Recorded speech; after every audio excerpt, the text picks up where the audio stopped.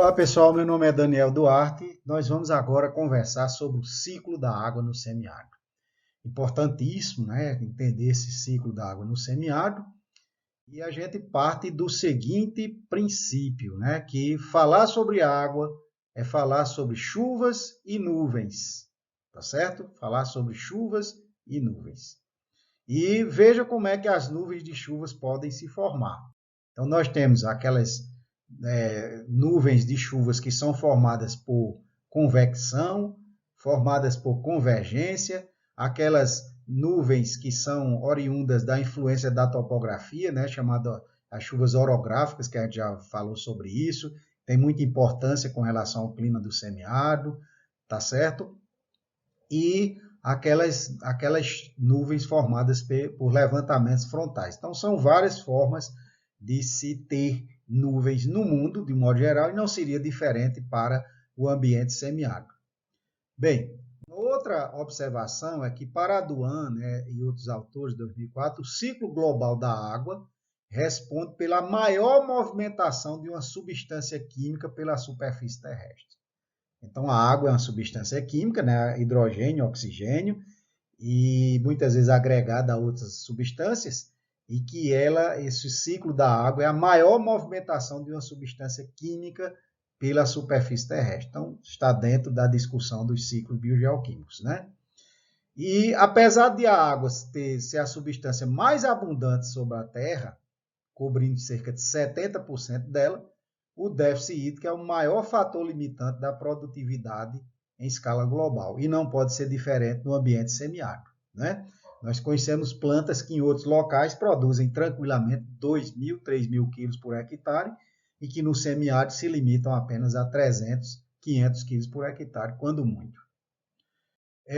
Aproximadamente metade das comunidades vegetais do mundo passa por extensos períodos secos e não é diferente no nosso semiárido, né? Os grandes reservatórios de água na superfície terrestre, na verdade, são os oceanos, ok? E o segundo maior reservatório são as geleiras, né? Nos continentes, o maior reservatório é representado pelas águas subterrâneas.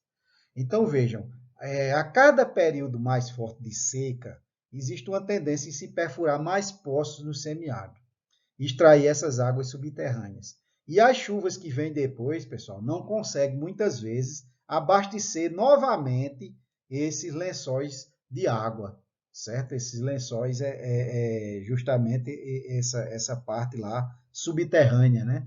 Essa parte subterrânea, tá certo? E por quê? Porque muitas vezes não existe mais vegetação em cima funcionando como uma esponja.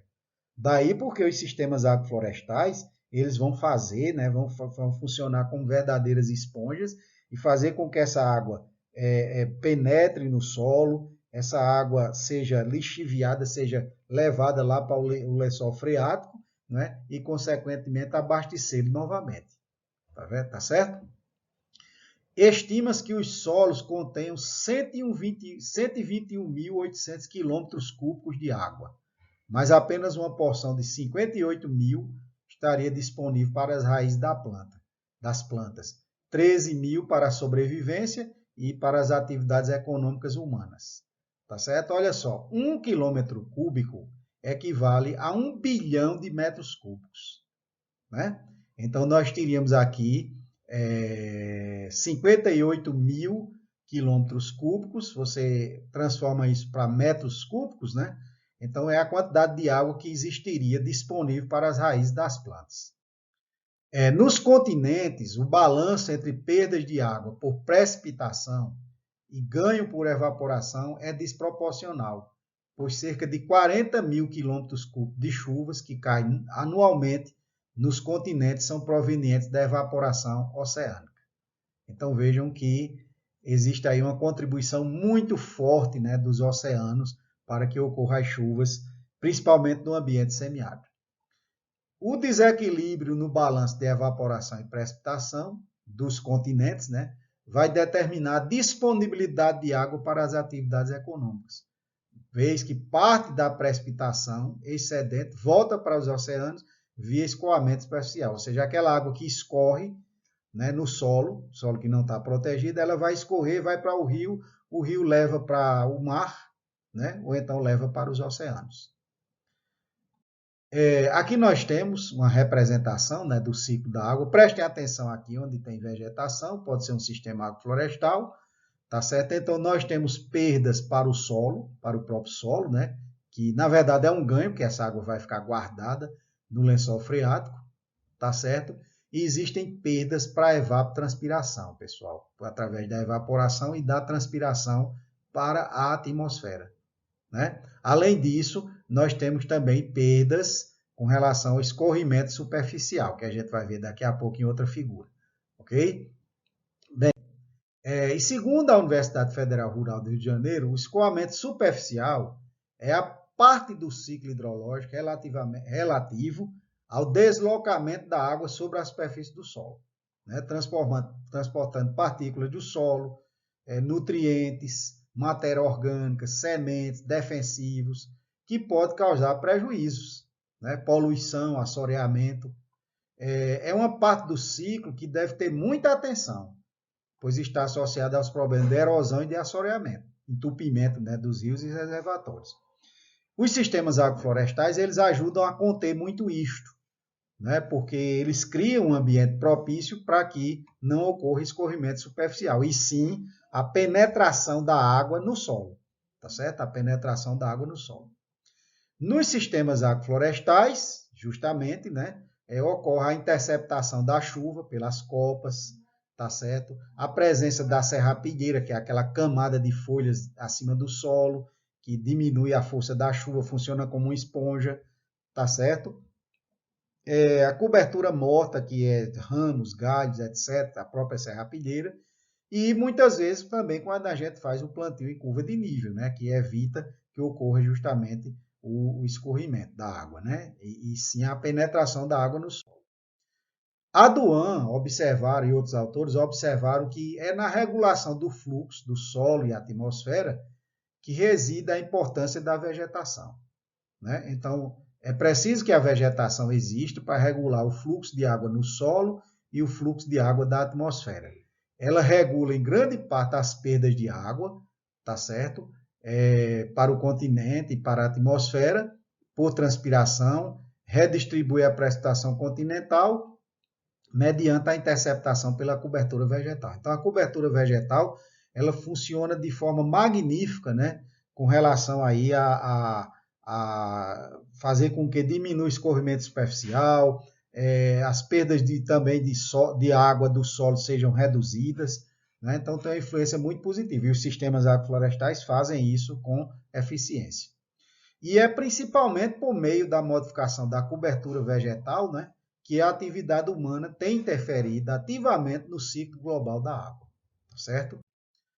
Aqui nós temos uma imagem mostrando ganhos e perdas, né? Mostrando ganhos e perdas, né? Tá certo?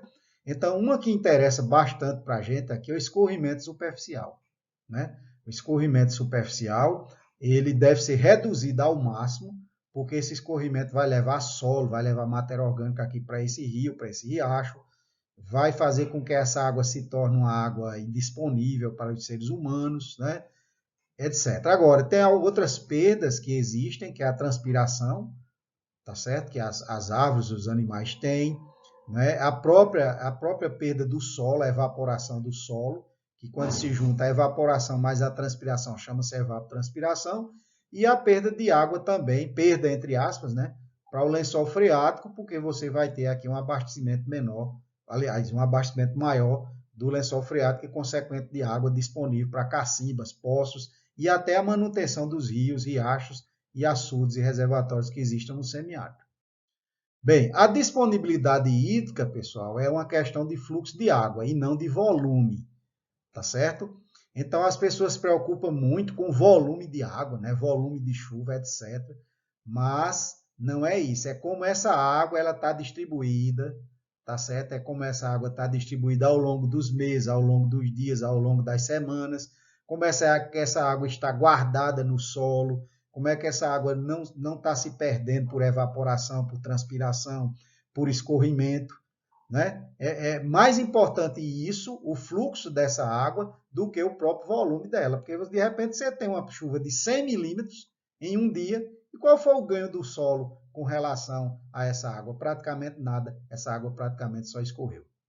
Bem, também não se pode falar em disponibilidade hídrica em termos de volume, né, milhões ou bilhões de metros cúbicos, mas em termos de vazão, bilhões de metros cúbicos por ano, por exemplo, tá certo? Pois o ciclo da água ele se move constantemente. Então, no semiárido é muito comum a gente encontrar trabalhos com vazão, né, em vez de precipitação, tá certo? Para mostrar como o fluxo da água é melhor entendido. Uma outra observação é que o solo é o principal reservatório natural, né? Ele coleta água excedente por ocasião das chuvas, faz com que ela retorne, né? Tá certo? Para os cursos de água, né? Ou seja, o solo é quem guarda a água, o solo é quem faz com que os rios tenham água sempre, com que as fraturas da rocha lá embaixo tenham água sempre, né? Para que justamente seja utilizada para a dessedentação humana, animal, irrigação e outras coisas mais. O solo em região semiárida não raramente é raso, isso é verdade, e jovem, né? Além de estar submetido a elevadas taxas de evaporação e evapotranspiração da vegetação. E Burt e outros autores, eles observaram, modelaram, né, um fluxo de água subterrânea em uma bacia de um semiárido e demonstraram que o solo, mesmo raso, mesmo jovem, ele é um importante elemento de transferência de água das chuvas e principalmente perenização dos rios. Tá certo? Veja que esse solo, mesmo raso, mesmo jovem, ele tem importância muito grande. Por isso que a gente tem que protegê-lo, por isso que os sistemas florestais fazem isso muito bem. Do ponto de vista hidrológico, né, nas regiões semiáridas, é mais proeminente ou mais existente a contínua interrupção da disponibilidade natural de água. A gente sabe disso, né? Como consequência, ocorre a carência de intervenção humana para que a vida social se viabilize, fazendo com que tais regiões sejam de baixa densidade populacional. Isso não é muito comum no nosso semiárido, porque o nosso semiárido é mais chuvoso, né? Então as nossas carências são menores. No caso brasileiro, né, a região semiárida, ela é possivelmente a mais habitada do globo, apresenta a mesma densidade do país, superior a 20 habitantes por quilômetro quadrado, o que gera um desafio muito grande, né? Como viver num ambiente como esse. E o balanço hídrico da região semiárida brasileira, né, pouco difere daqueles observados em outras regiões semiáridas do mundo. Agora, a sua precipitação anual média é em torno de 500 a 850 milímetros, que não é pouca água, né? 850 a 500 milímetros significa 500 litros d'água em cima de cada metro quadrado. Com mais de 70% das chuvas concentradas de janeiro a abril, aí aqui é um problema, né? Sua evaporação potencial é de 2.100 a 2.600 milímetros, ou seja, qualquer reservatório abaixo de 2.100, 2.600 milímetros vai secar. A evaporação real vai de 450 a 700 milímetros anuais, então, ambiente onde chove só 500, chega a perder 700 milímetros, né? Entre aspas, perder porque não caiu 700, mas se tivesse caído 700, teria perdido tudo. Seu solo é geralmente raso, né, sobre o embasamento cristalino, isso já foi visto, e, consequentemente, os seus rios principais são rios que não são perenes, né, são rios que, quando cortam, né, quando o período de chuva termina. Tá certo? Então, pessoal, até a próxima aula.